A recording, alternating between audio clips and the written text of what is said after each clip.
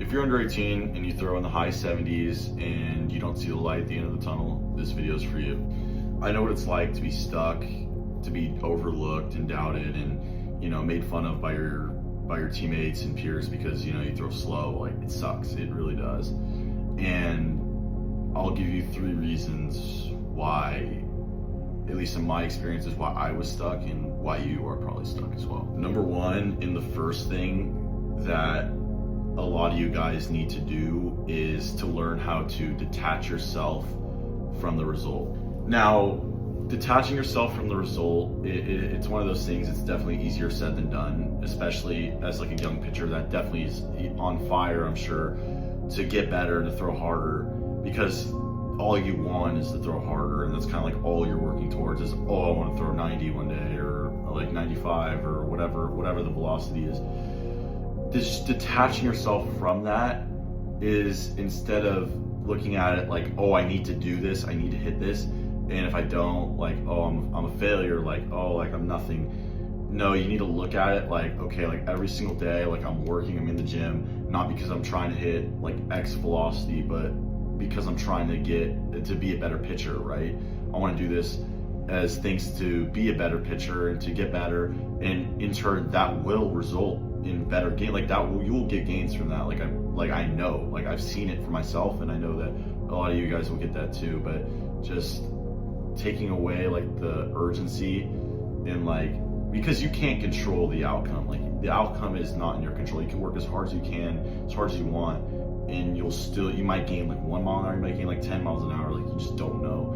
And that's honestly only in God's hands. But for us, like what we can do is focus on our recovery, right? What we eat, what we do throughout the day, right? Our screen time, getting that low, and just like in the gym, like what we do in the gym, being disciplined, doing pitcher workouts instead of just like going in there and being like, oh yeah, let's do like 4 sets of like heavy bench. Like if you move slow, if you train slow, you're gonna move slow. Like doing stuff that will help us. And I know by just focusing on the process and just stacking wins every single day, that will lead to better results. And the second thing is, you guys need to stop trying to copy other people's mechanics, especially like MLB players. I fell into this trap my senior year, and it took me from throwing like it was a bad 82, I was flying open, doing all that, but it was just the way that my body naturally moved, and I was somehow throwing 82. I mean, I was just kind of strong, but I tried to copy just a bunch of like other people's mechanics. So I need to do this at the back leg like he does, and I need to like do this at the glove side.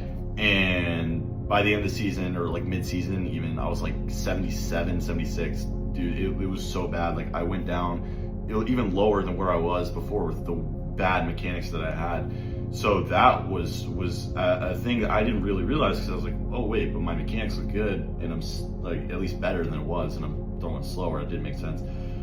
But it makes sense because when you try and move a certain way that your body doesn't want to move, you're going to throw slower. It's just how it works. Like your central nervous system isn't going to like it, and it's just going to keep throwing slow. And eventually you might maybe get like, let's say you're throwing like 78, like 75, dude. Like seriously, like figure out how your body prefers to move. Like especially maybe get a pitching coach, which is something that definitely helped me get better, was having a pitching coach, and just like do drills and stuff like that, and learn to move like how your body specifically wants to move, and that will definitely make you a better pitcher. And number 3, and the last thing, I would say that a lot of you guys just need to like learn how to find an identity outside of baseball and pitching. I can't tell you how many times, like especially like as a young pitcher, even myself, I fell into this as well. Making baseball your whole identity, like, oh man, like the radar is my entire identity. It's everything. Like I need to do this. And it kind of goes back to the first thing I was saying, like just detaching yourself from the outcome. It's the same thing. But when baseball is your priority and it's all you care about, and you go up on that field and you're trying to throw a certain velocity and all you care about is all that's in your mind, it's gonna mess with you. It's gonna make you do worse. At least for me, that's what it did for me. and I'm sure for you guys, it's probably not helping you, right? Find something outside of it that gives you peace, right? For me, getting to the word, praying, doing stuff like that, it definitely helped me, just like learn that, baseball isn't end all be all. It's just a temporary thing in this world. And there's so much more to life than just baseball. Like, there's so much more. And I'm sure that you're a young pitcher and you have a whole life ahead of you.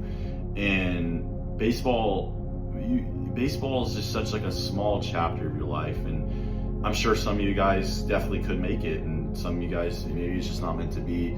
But overall, like, just doing stuff as simple as just getting to the Word of God and praying and just finding peace and knowing that you're loved and that someone truly cares about you, and that even on your worst days that he still loves you, and that he still created you for a reason, whether or not that's baseball, it's not for us to know. But yeah, just doing that, finding that identity. And I think by just doing these things, I think genuinely you will become a better pitcher. I've definitely seen it firsthand, and I think it will definitely help you guys.